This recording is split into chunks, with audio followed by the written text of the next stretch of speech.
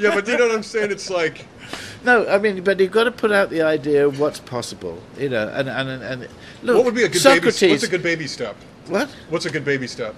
Like a good baby step towards a little more mutual respect amongst Well, fellow humans. getting a baby toehold back in the media again, and I think it might be happening, but it's it's very diffuse. There used to be a time where, well, in the '60s, FM radio was playing the music. And don't get me wrong, not every bit of music in the '60s was Awesome. awesome. No, this is some real rubbish too. Yeah.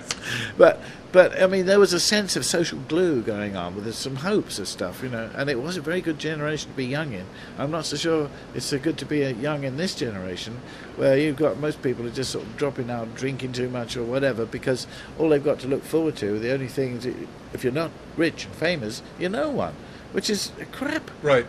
thing to sell down the pipe to kids, Sure. And they're not trying to educate people to anything else. I mean, the thing is, they want to sell you lots of little games, Yeah. but the wonder out there is for free.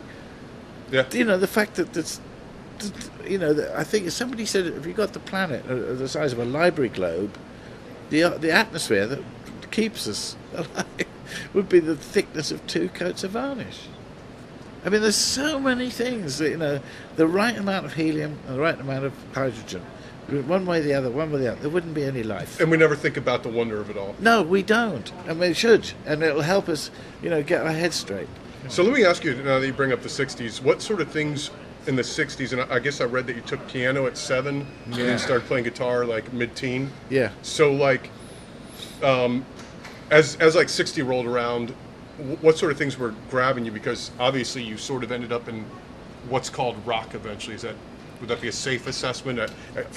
Were you guys sort of like a jazzish type ensemble that sort of moved in a rock direction? I actually don't really know the Bonzo Dog stuff, other than occasionally over the years having checked out stuff on YouTube, but familiar more with other work. I'm not sure the exact word that iTunes comes up with when one of my albums come up was uncategorizable or something. Did you ever feel like, okay, well, like here comes the B word, Beatles, but did you ever feel like, okay, this thing's going on and I'm hearing, Manfred Mann, I mean, because certainly you were getting hit with all this stuff as much as anybody else, and Jerry and the Pacemakers or Freddie and the Dreamers or whatever.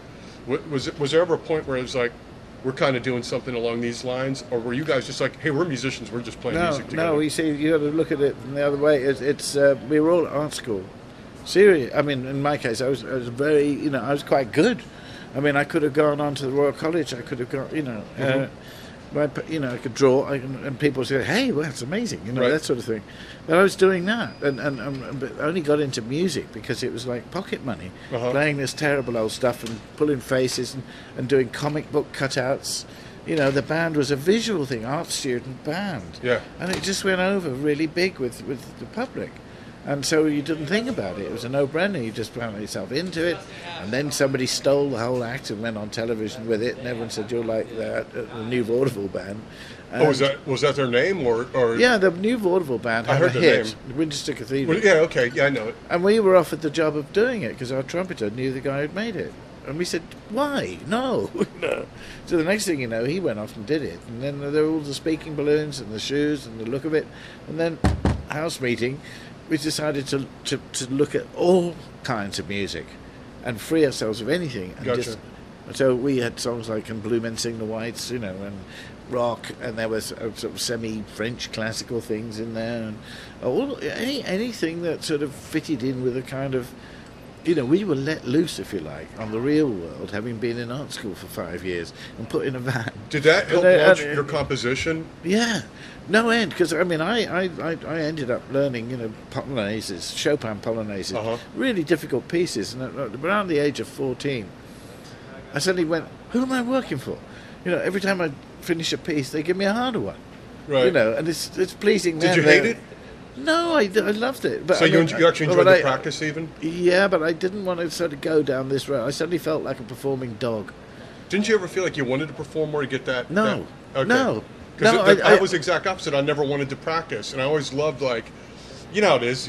Sometimes you're vain about something, and it's like, oh, people are applauding, but I hated practicing.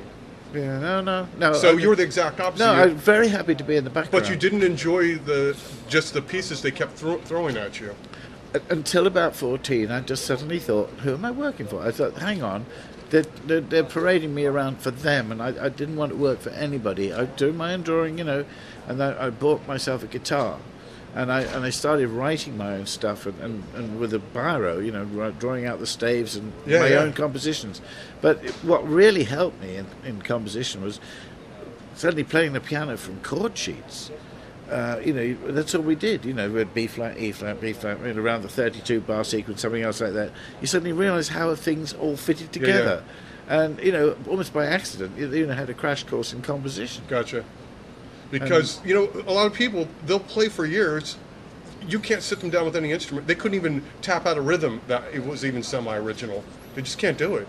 No, I know, but I mean, I think it is a gift. You know, that some people have got it, some people haven't. But this is why no one's better than anyone else in my book. You know, because you know that everyone should be valued for whatever it is they've got, and they do. If it's neat, it's neat. Exactly. I mean, I take the view. If I'm a songwriter, if I manage to write something, if I write a song and it makes sense to somebody else, I've done my job. If a plumber comes and fixes a leak and the thing I can't do, he's done his job. You know, there's nobody better than anybody in that way. You know.